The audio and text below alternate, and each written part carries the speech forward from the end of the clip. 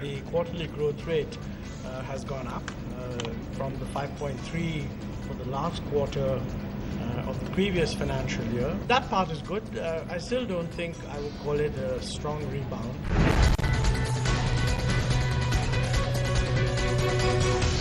The kind of underlying consumption and investment activity that is currently on is perhaps reflected in the 5.5% GDP numbers that has come up. And this is unlikely to change very drastically, in my view, or in the immediate quarters.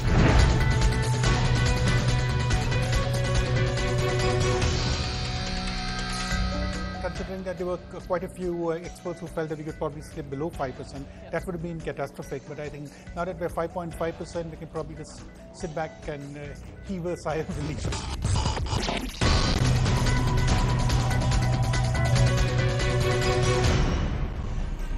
The slowdown seems to be persisting. The economy grew by 5.5% in the April to June quarter this fiscal, largely due to poor performance of manufacturing, mining and the farm sectors, proving to be yet another wake-up call for the government. Or will it? Hello and welcome to We Mean Business. I'm Shweta, Rajpal, Kohli. On the show today, we're asking what needs to be done to reverse the slowdown and if we can achieve 6% growth this fiscal or not. Let me introduce our guests on the show today. We've got Kiran Mazumdar, CMD of Biocon, joining us from Bangalore. Sumant Sinha, Chairman and CEO of Renew Wind Power, with me here in the Delhi studio. Also Mr. V Bhide, former Revenue Secretary.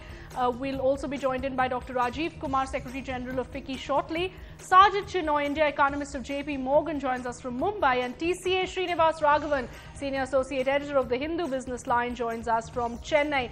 Many thanks all of you for being with us here on the show. Before we start, a quick update on the top political development of the day. Prime Minister Manmohan Singh has categorically ruled out stepping down. Speaking to reporters on board his special aircraft while returning from the NAM summit in Iran, Dr. Singh said he can't get into a slanging match with political leaders, and he has thus far maintained silence on the personal attacks on him, as he had to maintain the dignity of his office. The Prime Minister also lashed out at the opposition, saying the BJP is restless to grab power and is resorting to diversionary tactics. That's the Prime Minister speaking today on board Air India One. Well, if I were resigning, I wouldn't be here.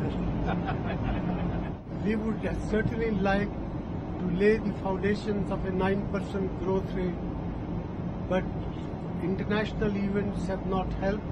But also, I think lack of cohesion in our domestic politics has also been a factor. Unfortunately, from one crisis to another, but BJP's policy has been to disrupt parliament. These are all diversionary tactics, and one has only 24 hours at one's disposal. If one is preoccupied all the time with handling these diversionary tactics, naturally that affects the capacity and the ability of the government to attend to its more fundamental task. That, of course, continues to be the big political story, the entire logjam over the coal allocation, the allocation of those coal blocks and that CAG report. But remember, what's a bigger worry right now is that intense slowdown that we're seeing in the economy, perhaps not making as big headlines as it should be. But let me go across to Kiran Mazumdar to make sense of how bad the situation really is. Everyone today seems to be saying there's no surprise in the 5.5% number, Mrs. Shaw, but isn't it something that should be worrying our policymakers much more than it really is? Well, like you said, there's nothing to cheer about. I mean, 5.5% is very, very disappointing as far as I'm concerned.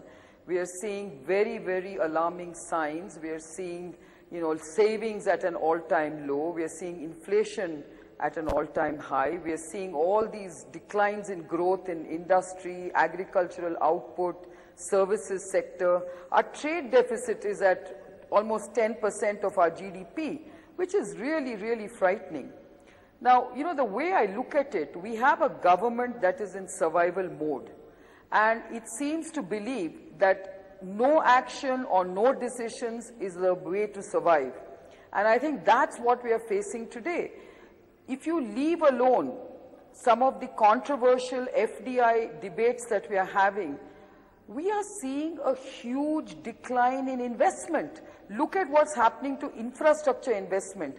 It has more than halved from 2.2 trillion last year to 1 trillion is the estimate this year. When you look at just industry projects, that has also almost halved to about 2.1 trillion levels from about 3.9 trillion last year. So you can see investor confidence is down, business confidence is down, and government needs to make sure that it does something. Now all hopes are on Mr. Chidambaram because he is somebody who we hope will wake up and do something. But unless we start investing in our infrastructure, if we don't address the power situation, if we don't address some of the urgent needs that we have in infrastructure in this country, I'm afraid we are really jumping off a cliff. India's #1 news app just got even better. Download NDTV's new app. Fully optimized for retina display. Full screen view. Faster response time. And Sudoku. NDTV's new iPad app. Download now.